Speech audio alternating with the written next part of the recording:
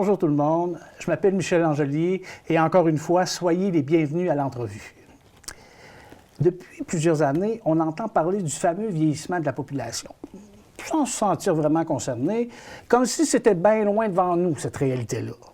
Mais là, je pense qu'on y est. La semaine passée, on a pris le temps de parler du mois de janvier comme étant le mois de la sensibilisation à la maladie d'Alzheimer, mais cette semaine, nous rentrons plus profondément dans le sujet. Pourquoi?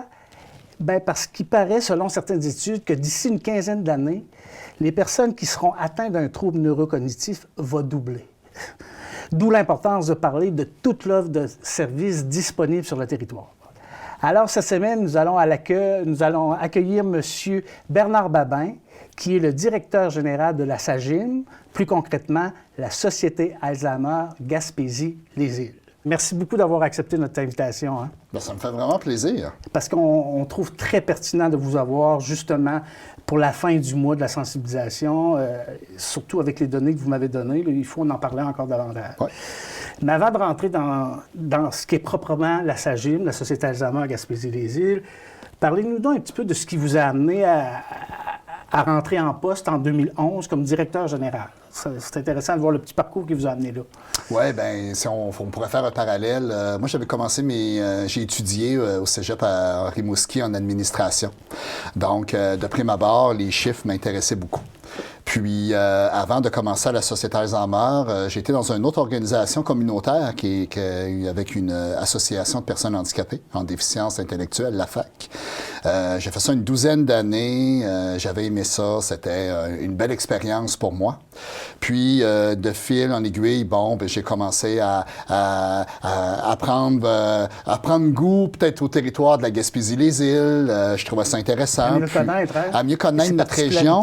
Oui, à mieux connaître notre région. Puis, j'ai vu l'offre d'emploi à la Société Alzheimer et j'ai postulé et j'avais eu le poste. Donc, vous êtes en poste depuis 2011, presque 11 ans.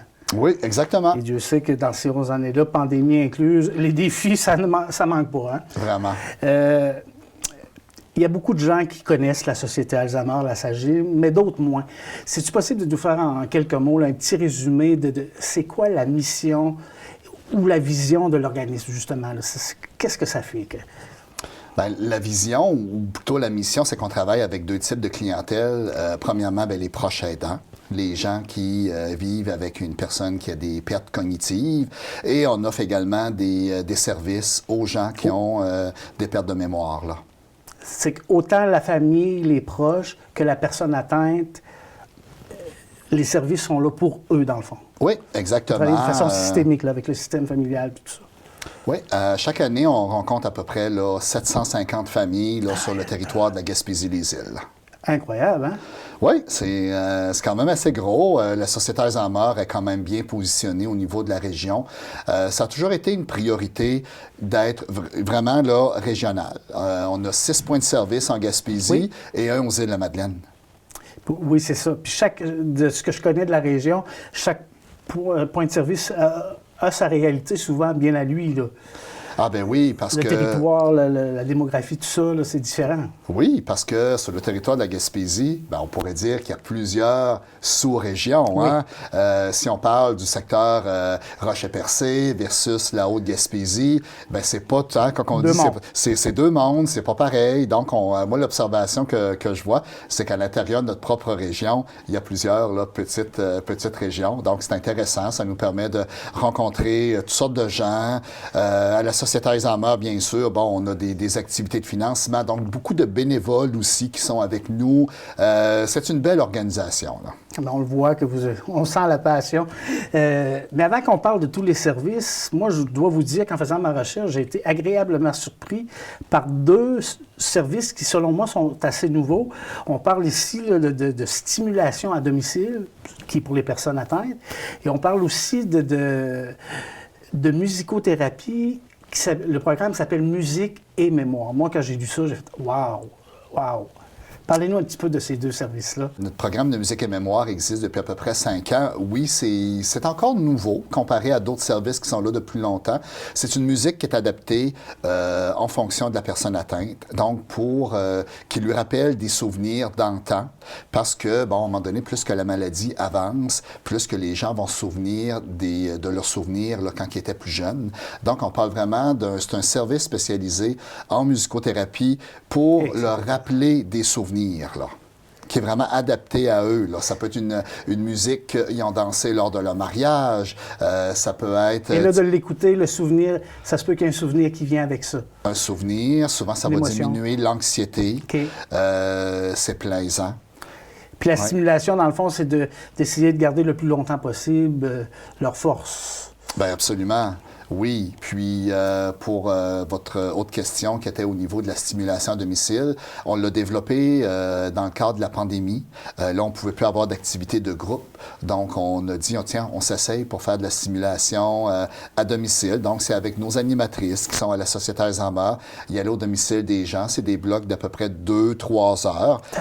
Activité de stimulation, oui, adaptée selon les intérêts là, de la personne atteinte. Ça veut dire que l'intervenant est avec la personne atteinte et là, on travaille certaines choses à travers différentes façons pour maintenir les acquis, on pourrait dire comme ça. Oui, exactement. Ou les perdre le moins rapidement possible. Oui, puis aussi, ça offre du répit aux proches qui peut soit rester à la maison, même sortir, prendre une marche, faire des commissions. Donc, ça amène un répit en même temps. Parlons des autres services qui existent, qui sont là. Il y en a beaucoup d'autres aussi. Là.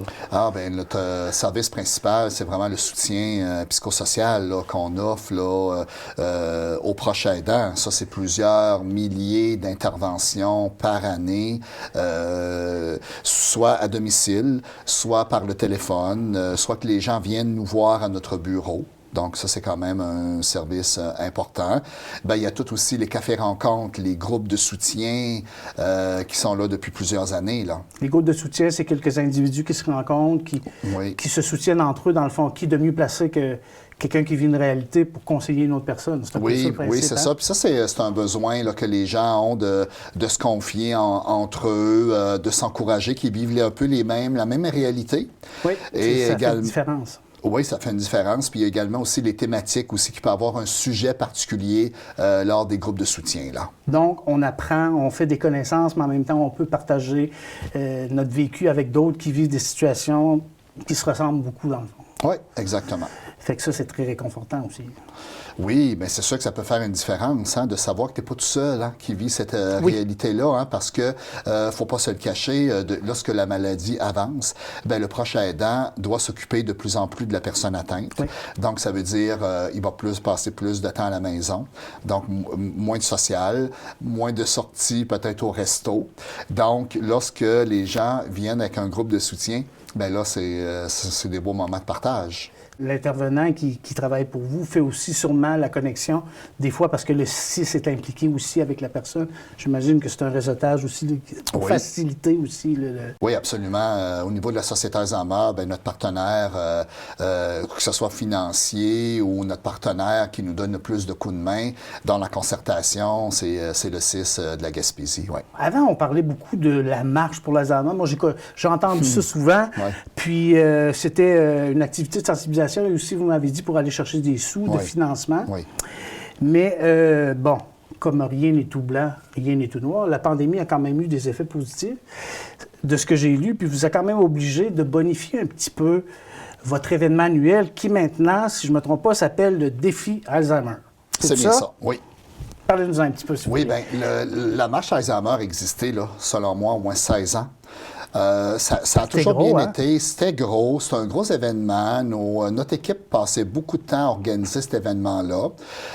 Par contre, à chaque année, c'était toujours de plus en plus populaire en termes de financement. La dernière année qu'on a organisé l'événement, on a ramassé 150 000 $. C'était notre année record. Par contre, il y a eu la pandémie. Là, on ne pouvait pas faire de rassemblement. Donc, on a continué d'utiliser le nom La Marche Alzheimer, mais on a changé le principe que c'était les gens qui devaient réaliser des défis individuels. Un défi sportif, que ce soit de faire une marche, monter une montagne, peu importe le défi.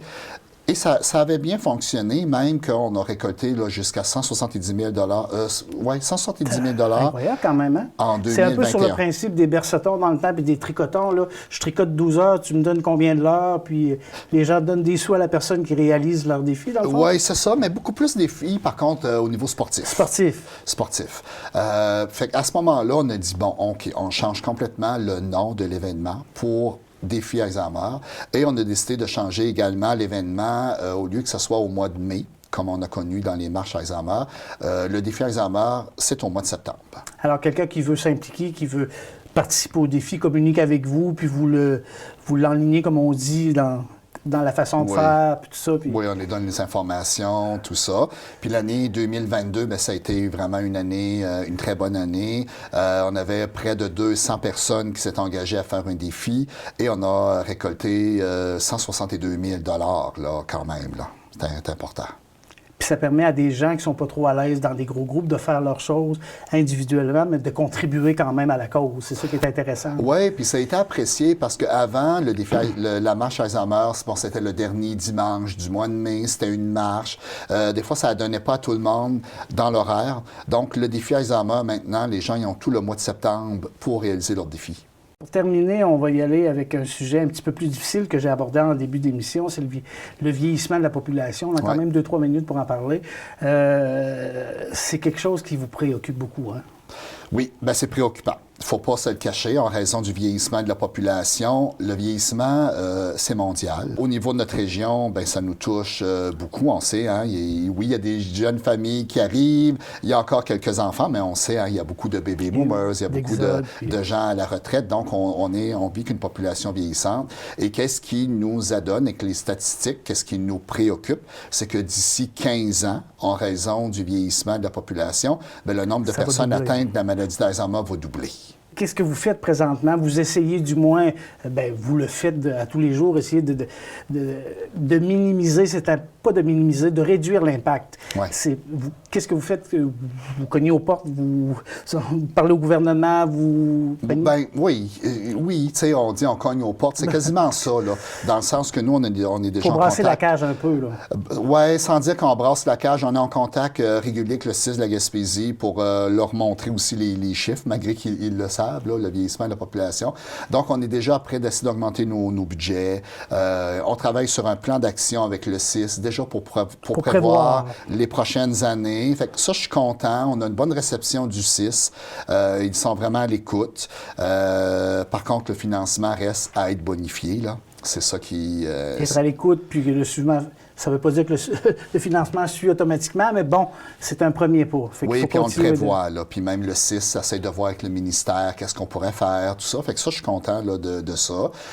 C'est sûr que nous, on va continuer d'être là, d'avoir la meilleure équipe possible, former, vraiment, travailler en concertation avec les partenaires, parce que c'est pas vrai que la Société Alzheimer peut travailler avec toutes les personnes atteintes. On a besoin... C'est comme ça, c'est un ensemble. On a besoin des autres organismes aussi. Un continuum de gravité, là, comme on pourrait dire. Là. Exactement. Donc, c'est d'y croire là, qu'on va passer au travers là, les 15 prochaines années, mais en étant les deux pieds sur terre, en essayant d'avoir un meilleur financement. D'être réaliste, mais en étant positif aussi. Oui, exact. Votre rêve pour la Société Alzheimer? Bien, c'est d'aider le plus de gens possible. Okay. Parce qu'on sait que présentement, on aide beaucoup de gens, mais on est limité avec les ressources humaines par rapport au budget. Oui. On aurait besoin de doubler le nombre d'intervenantes sur le territoire. La rareté de la main-d'œuvre vient aussi jouer là-dedans. Il y a beaucoup d'enjeux, ça, pour notre région pour les prochaines années. Dans tous les types d'emplois, là, je veux dire, il y a une problématique. Il y a trop d'emplois pour le nombre de personnes disponibles. Oui, c'est incroyable. Ça, c'est ça. Puis, c'est d'aider le plus de gens possible parce qu'il ne faut pas se le cacher. Les gens là, qui ont 80, 90 ans, bien, c'est un peu ceux qui ont mis la Gaspésie sur la map. C'est ceux qui l'ont... On leur doit bien ça. On leur doit beaucoup de choses. Ça fait que moi, je suis vigilant. Quand c'est le temps de les offrir des services, soyons là. parce qu'ils ont fait beaucoup pour nous dans le passé. Puis j'espère que la Société Alzheimer va vous garder longtemps parce que la passion vous anime. Puis je sais qu'il faut avoir de la passion dans ce genre de métier-là pour persister et continuer d'y croire et d'avancer. Oui, la passion est toujours là, ça en prend. Oui. Ouais, effectivement. Ouais. Bien, merci beaucoup d'avoir participé à l'émission. Merci infiniment. Bien, ça m'a fait plaisir.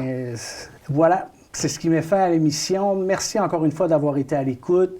J'espère que vous avez aimé, mais j'espère aussi que vous avez appris des choses et que peut-être ça va vous aider à cogner aux portes, à aller chercher les services qui existent dans la communauté. La semaine prochaine, avec la directrice générale du Centre d'action bénévole Saint-Siméon par Daniel, on va voir que depuis la fondation du Centre d'action bénévole, beaucoup d'eau a coulé sur les ponts depuis, notre société a changé, a évolué, mais le Centre a toujours gardé le même objectif, offrir des services à la communauté, répondre aux besoins de la communauté. Comme le disait si bien l'abbé Boisseau dans une émission dans les années 70, « Chers auditeurs, chères auditrices, merci d'avoir été là et j'espère vous retrouver la semaine prochaine. » Salut!